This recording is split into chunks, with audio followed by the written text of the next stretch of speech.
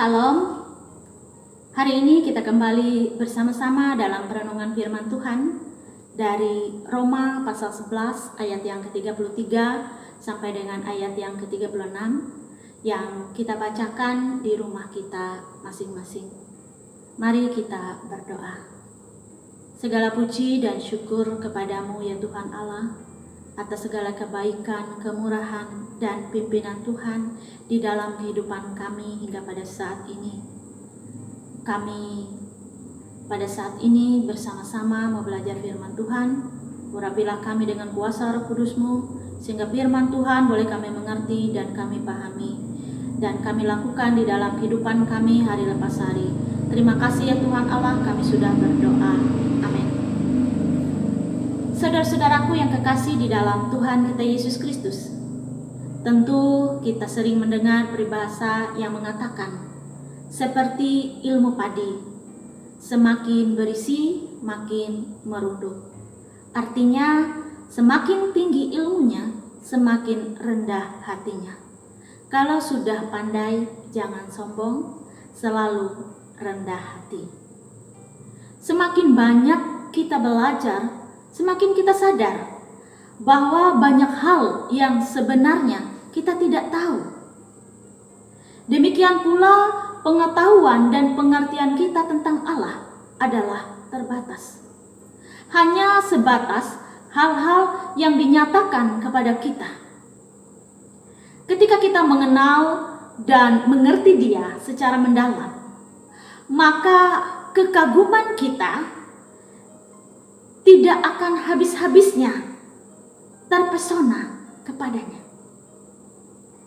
Sesungguhnya hanya Tuhanlah yang begitu besar, yang tidak akan pernah menghabiskan rasa kagum kita sampai selama-lamanya.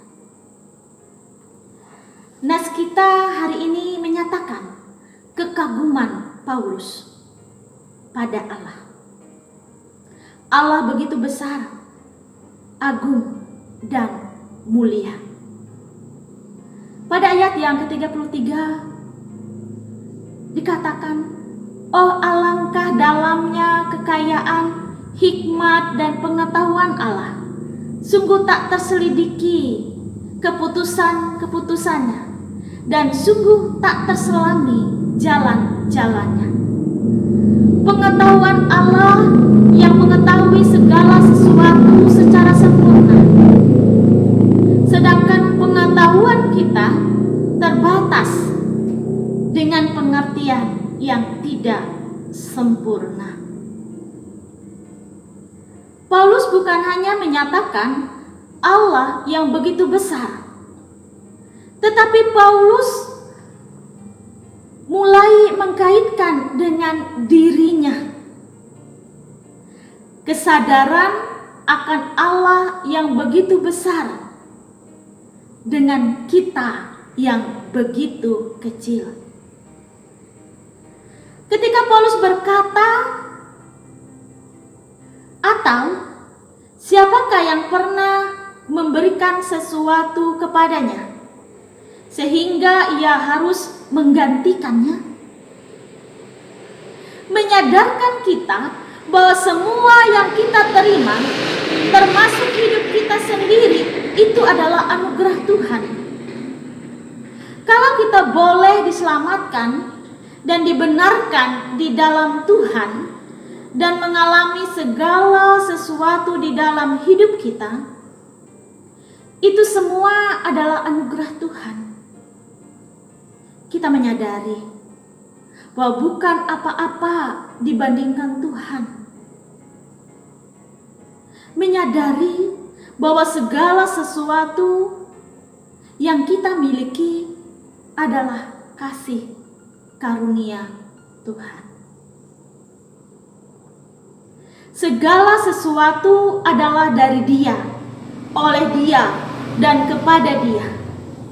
Bagi Dialah kemuliaan sampai selama-lamanya. Segala sesuatu bersumber dari Allah. Allah adalah sumber segala sesuatu. Segala sesuatu oleh Allah. segala sesuatu dalam pemeliharaan Allah.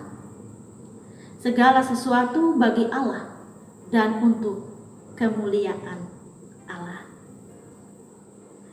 Allah adalah Allah yang berkuasa.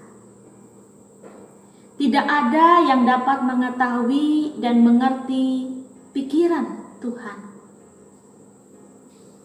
Pengetahuan dan kesadaran kita tentang Allah yang Maha Tahu dengan pengetahuannya yang sempurna itu menjadikan kita orang yang selalu rendah hati dan mendorong kita untuk mentaati Dia. Ia yang mengetahui segala isi hati dan pergumulan kita, termasuk keterbatasan kita, bahkan jauh lebih dalam daripada kita mengenal diri kita sendiri. Tuhanlah yang terutama dalam hidup kita.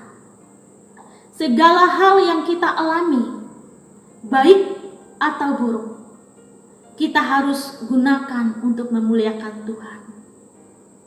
Allah adalah sumber sandaran dan tempat akhir kembalinya dari segala sesuatu yang ada, dan pujian kemuliaan hanya bagi Dia. Mari kita berdoa. Tuhan, kembali kami mengucap syukur dan berterima kasih atas pimpinan dan penyertaan Tuhan. Segala sesuatu bersumber dari Engkau, dan hanya kepadamu-lah segala kemuliaan, pujian, dan hormat kami. Tolonglah kami ya Tuhan Allah, memuliakan Engkau dengan keseluruhan hidup kami. Terima kasih Tuhan, terpujilah nama-Mu. Amin.